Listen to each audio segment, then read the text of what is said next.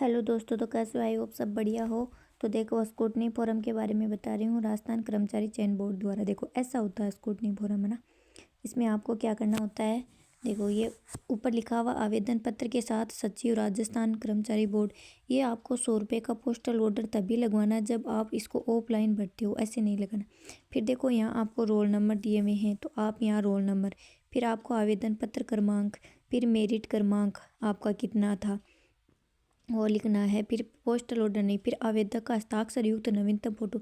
यहाँ आपको फ़ोटो लगाना है। फोटो के ऊपर हाफ हस्ताक्षर तो बाहर होनी चाहिए और हाफ उसके ऊपर होनी चाहिए, ऐसा लिखना है। फिर विज्ञापन संख्या, आपकी कौन सी विज्ञापन संख्या थी, कौन सा पद कोड है, पद नाम है, विभाग का नाम। बाद में आपको आरक्षण वर्ग, आपके कौन से आरक्षण में आप आते हो, जैसे OBC EWS, ये वाला सारा लिखना है। फिर आपका मूल निवास या जाति, आपका अपना एड्रेस लिख देना है। फिर आपके सेवारत कर्मचारी हो या नहीं, ये वाला लिख देना है।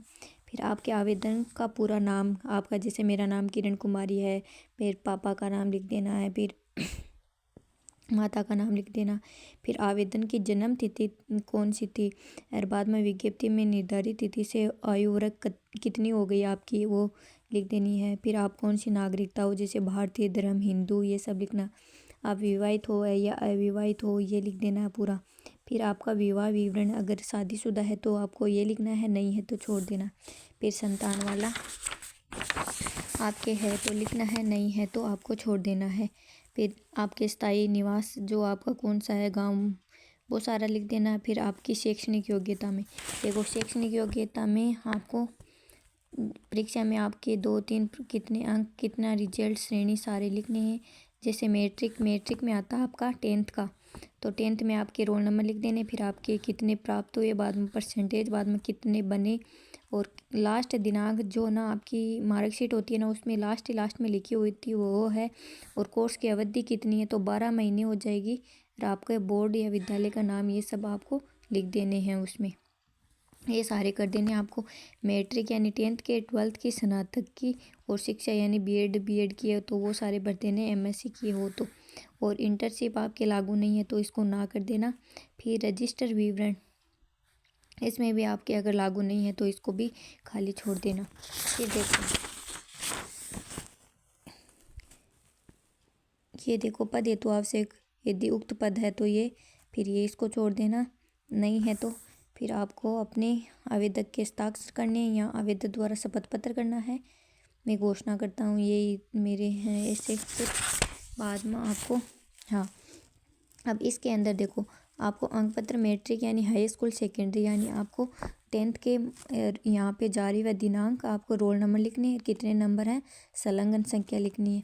फिर हाई सेकेंडरी का, और देखो उपाधि भी आपको सबकी करनी है, उपाधि भी, और मतलब वो, और बाद में अंक 12वीं के बाद में इसकी उपाधि यानी डिग्री, बाद में बीएड या बीएड की उसकी भी डिग्री, बाद में अंक पत्र और उपाधि, बाद में सारा, बाद में देखो अनुभव प्रमाण पत्र अगर आपके पास हो तो वो लगा देना, नहीं हो तो छोड़ो। फिर मूल निवास, विशेष मूल निवास प्रमाणित, फिर जाति मूल अनुसूचित, वो वाला लगेगा इसके अंदर, और ये सारे लगेंगे। फिर आपको यहाँ आपके आवेदक के हस्ताक्षर की जगह हस्ताक्षर कर देने हैं, या आपको ऐसे छोड़ना है। फिर अभ्यर्थी द्वारा चेक लिस्ट, इसके अंदर आपको शुरुआत अनुरूप है ऐसे कर देना है। जो चीज़ आपके लागू हो उसमें हाँ हाँ, और जो नहीं लागू उसमें नहीं कर देना है, ये करना है।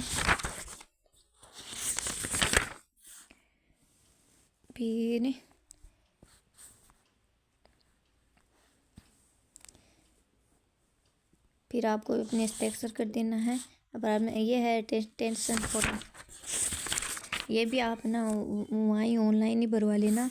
इसमें आपको फ़ोटो लगा देना, यहाँ आपको अपना एड्रेस डालना है, और ये पिन कोड, ये आपको अपना एड्रेस डालना है इसके अंदर, और ये सारा। और इसमें 2 आपको गवाह लगाने, कौन कौन से हैं। फिर ये ऐसा आपका स्क्रूटनी फॉर्म भर जाएगा, और फिर आपको एक रसीद मिलेगी 110 रुपये की, वो भी आपको लगानी है। तो ये था स्क्रूटनी फॉर्म, सारी डिटेल से मैंने बता दिया है। मैंने एक शॉर्ट वीडियो डाल दिया, उसमें आपको क्या क्या प्रमाण पत्र बनाने हैं वो बता दिए हैं। तो वीडियो अच्छा लगे तो लाइक शेयर सब्सक्राइब कर देना। Thank you.